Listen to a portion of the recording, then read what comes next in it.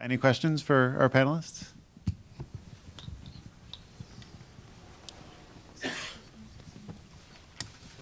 So I'm Bill Burkhart with Impact Economy. Maybe you could say a thing, this is for all of you guys, how you measure and monitor the social and environmental impact of your guys' activities. I can be loud. Sorry. Okay. Yeah, the measurement is very, very detailed in all aspects. The most important, as I said before, was the margins, the increase in margins of the farmers, the cotton farmers. We thought, that's key. We lower their inputs of chemicals, pesticides, use of water, that increases their margins. It allows them to support families. It just makes economic sense. So we measure that very closely. And then also, of course, the decrease in use of chemicals, pesticides, water, which we, again, can monitor very closely because we have this great close relationship with our partners that are on the ground, that know the farmers, that have become part of the process. You then measure the uptake through our supply chain, our own suppliers, and then into our stores. So by the end of 2015, we will have 100% better cotton in all of our product range, and then it will translate back into the farmers. And now we're seeing at a minimum a 20% increase in their margins, up to 35% in different areas, up to a 40% decrease in inputs of chemicals and pesticides, which has, then the roll-on effects of that from a health, from a community point of view are enormous, but detailed measures are key.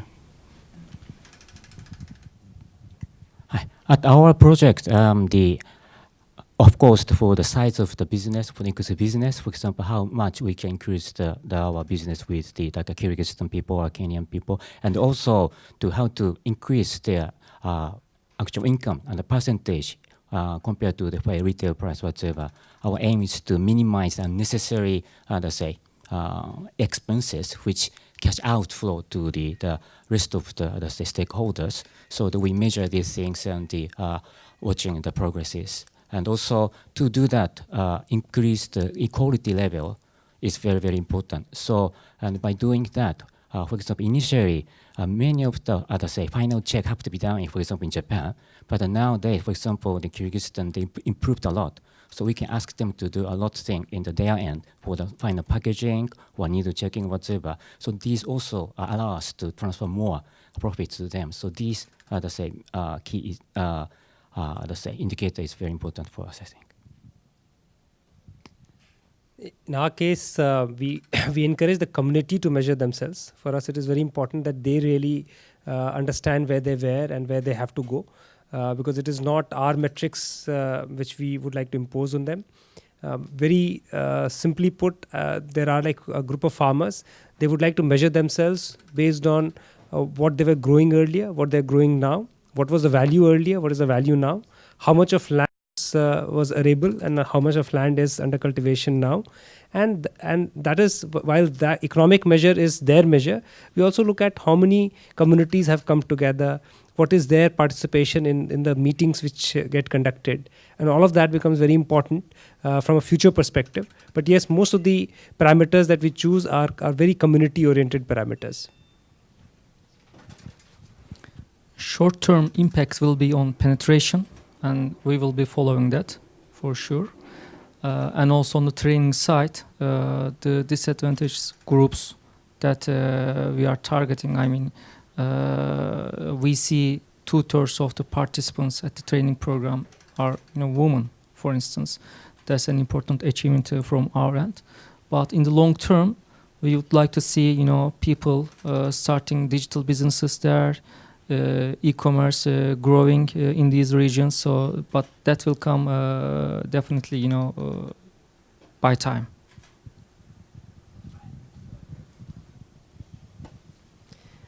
My name is Eriko Ishikawa, and I'm part of the International Finance Corporation's Inclusive Business Group. We're part of the World Bank Group. We are called Inclusive Business, so this topic is very dear to my heart, and I congratulate the organizers for having such an important panel and really getting to the crux of what it is, inclusive business. So I would like just to to ask anybody on the panel whether when you were first starting the business, how did you look into what returns you will have? And I ask this because out of the whole 400 companies that we have invested in, we find a preponderance of family-owned businesses or founder-owned businesses that can take the long-term view. And I think that it's true that if you have to go into this business, you do have to take the long-term view and not necessarily be after the kinds of returns that if you're a public company, you have to give for quarterly dividends. So if you could just touch upon, whether when doing special projects, you give yourselves a little bit more leeway in terms of a longer-term recovery period, just kind of trying to understand how do we sell that to a lot more companies that this can be done. Thank you.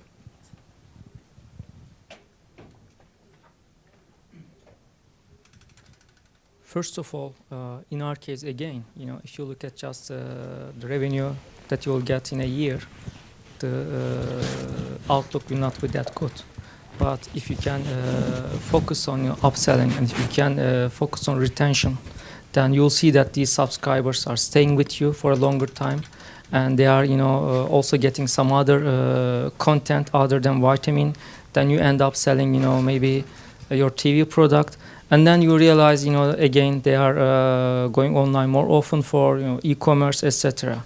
So, and we are keen on, developing digital platforms, not only just access. So yes, we said, we are in education, we are in gaming.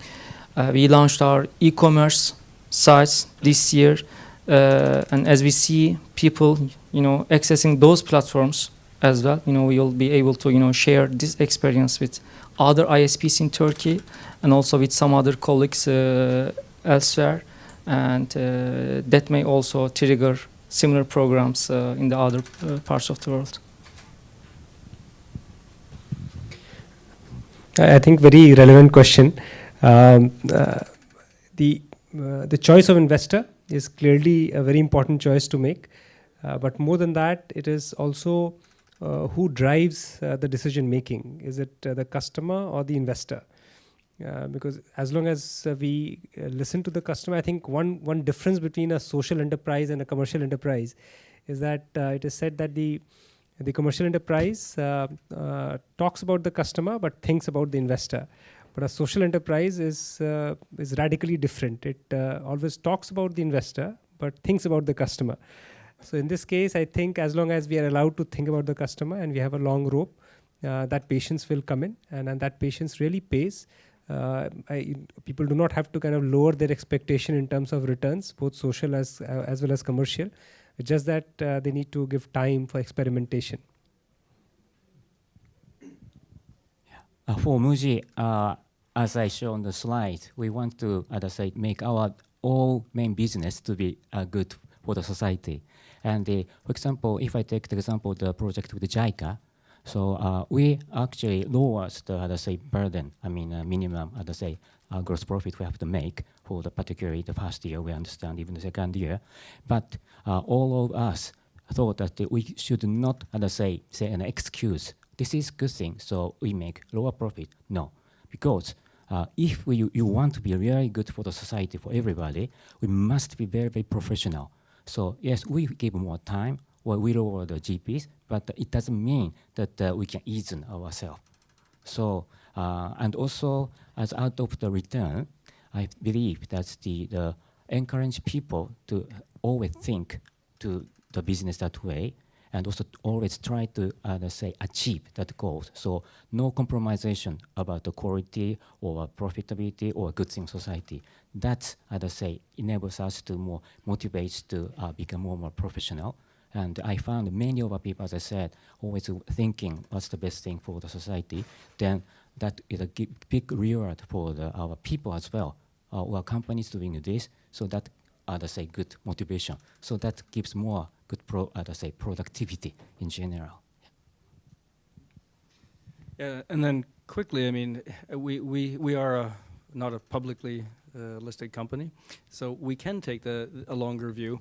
But I don't think that's the driving part here is that, I mean, sustainability is being core part of the business. We see that if you're going to be a successful company in years to come, you need sustainable use of resources. So forestry and cotton are the two biggest we use, so that has to be that way. But then as part of the Better Cotton Initiative, there are other companies part of that are publicly listed, like Gap, H&M, for example. So there are companies out there that have taken that there might not be a year return or a 2-year return, but they see the business benefits of doing this. It's a core part of the business, as we do, and you need to make that to be successful. If you have the 1-2 year view, in 20 years you may not be here.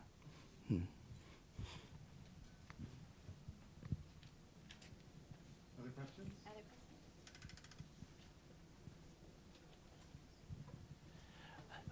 I have a question regarding involvement in your value chain, supply chains. I mean, I know Muji has suppliers who are involved in this, in the business model development, and some of, in the case of TTNet, you have an ecosystem of part of the holding group. Can you explain how you work within that sort of with other businesses, the B2B, also from the other panelists? What are the type of B2B partnership you've looked at?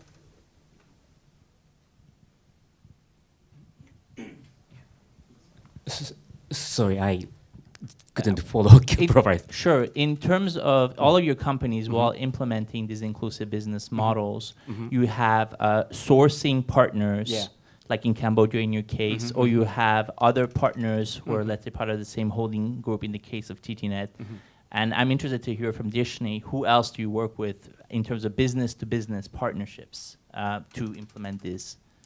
Yeah, and not only for the Jaika business whatsoever, for for example, making our bed linens whatsoever, we consume those. We use a lot of the cotton products as well, and in that case, we always trying to visit our even farmers, or the suppliers, and not just stopping at the factories, and always trying to find the people who shares our vision.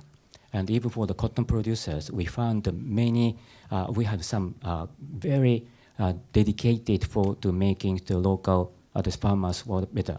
Using organic cotton, and also to providing the training kind of stuff thing.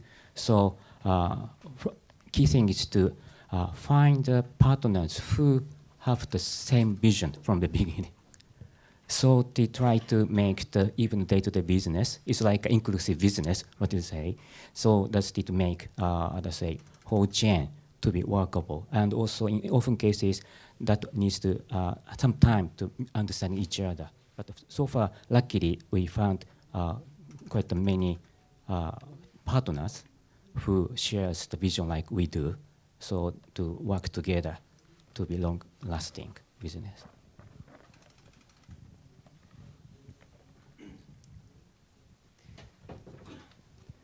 So in the case of the value chain, I think it has to remain as long as possible within the partners. So it means like maybe take for example a company which makes milk products.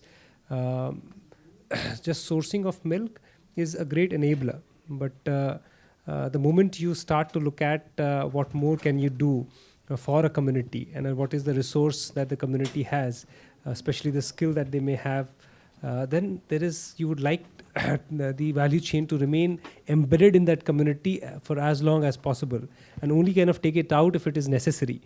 With that, having said that, I think there's a lot of B2B relationships which are getting struck in the social space these days.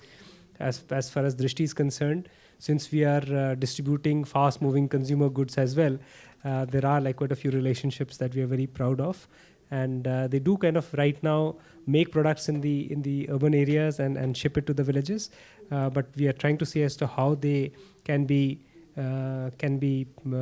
convinced to make those products in the village itself.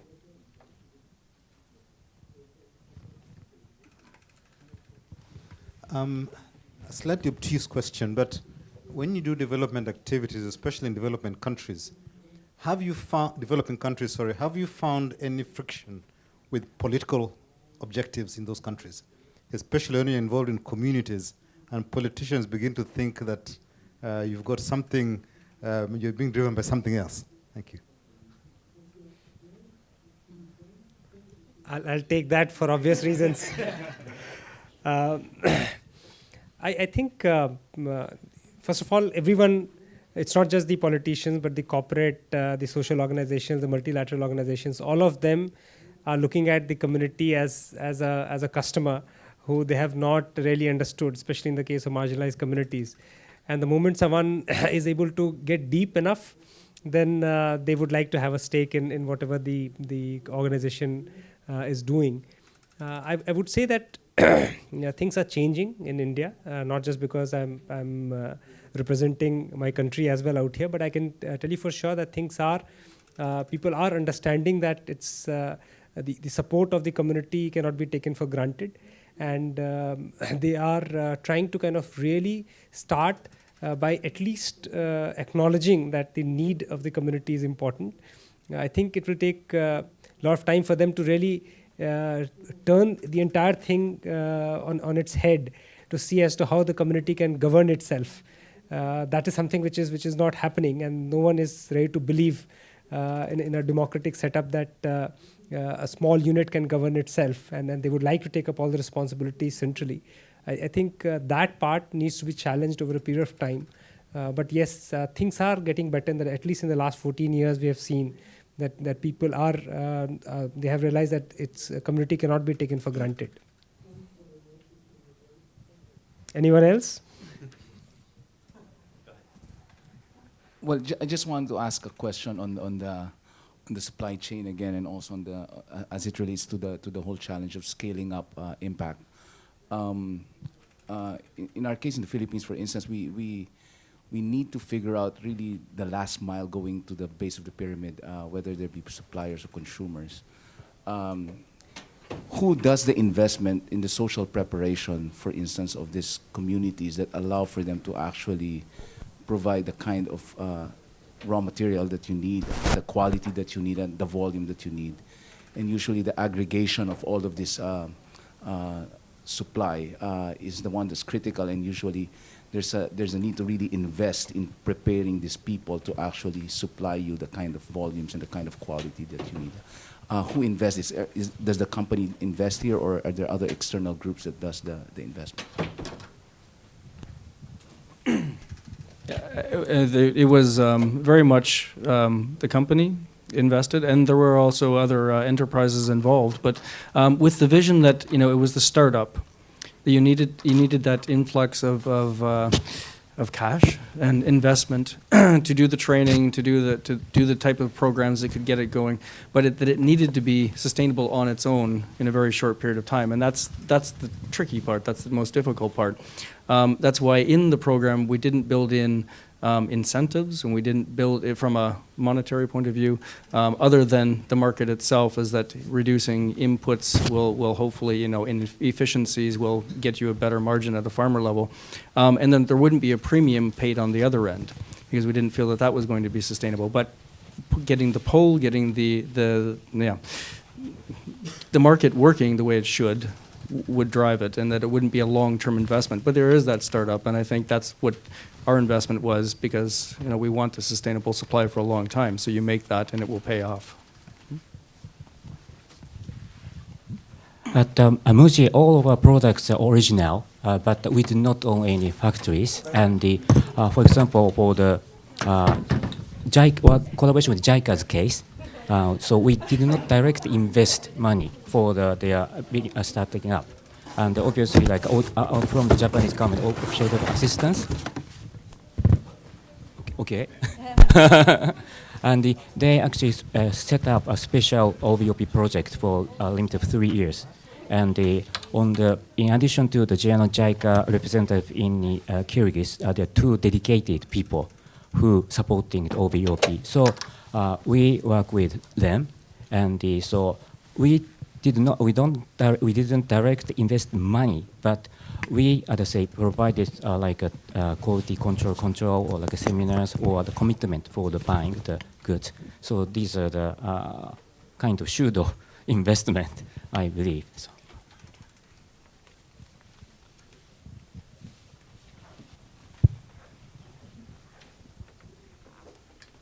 final questions? One more.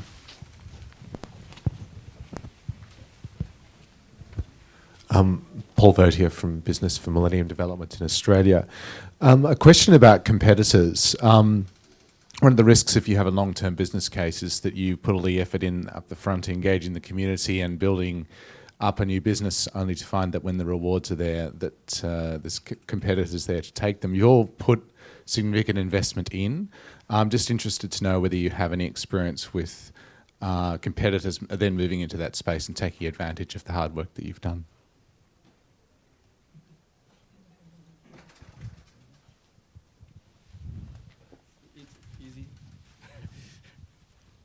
Yes. But I think you make the investment knowing, I mean, that that is going to happen. But I think, you know, the number of companies involved in the initiative, specifically with cotton, the social benefits to it, the economic benefits, the long-term supply and sustainability, we have to look at it at that and can't let the other parts stop us.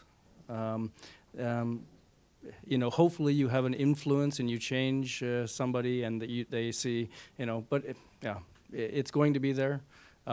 Hopefully it's, we still have the advantage in other ways, and but you can't let it stop, going forward. So in our case, I can answer it in two different ways. One is that if it can be done by any other means, it should be done. And if the competitors can do a better job, being a social entrepreneur, I would love that day to come, and I would sincerely appreciate and support any such competition which tries things similarly, and perhaps support them to the extent that they take lesser time than what we have. On the other hand, from a pure economic consideration perspective, I would say that in a distribution, once you kind of make a distribution network, you realize that it is sustainable because it is not captive, and it is sustainable because it brings in a whole lot of value for the community, especially in the last mile case.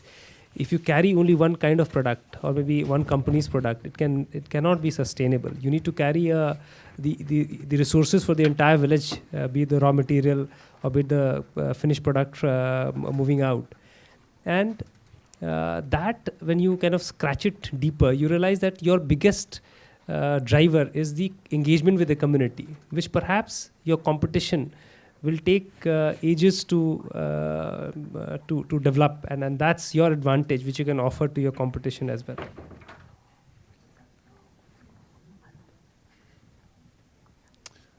Okay, as we wrap up, I want to thank all of our panelists for their insightful contributions and congratulate them on their inclusive business efforts thus far.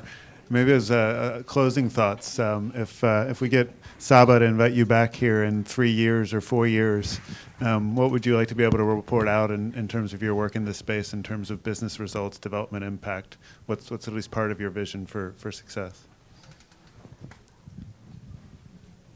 I will be happy if I can see one of the startups that is emerging in our incubation center now coming and presenting here in 3 years. Great. I would be very happy if I have to report collaboration with IKEA and Muji, perhaps. Yeah, and as I briefly said, as for the JICA's project, the government of say support will end in 1.5 years.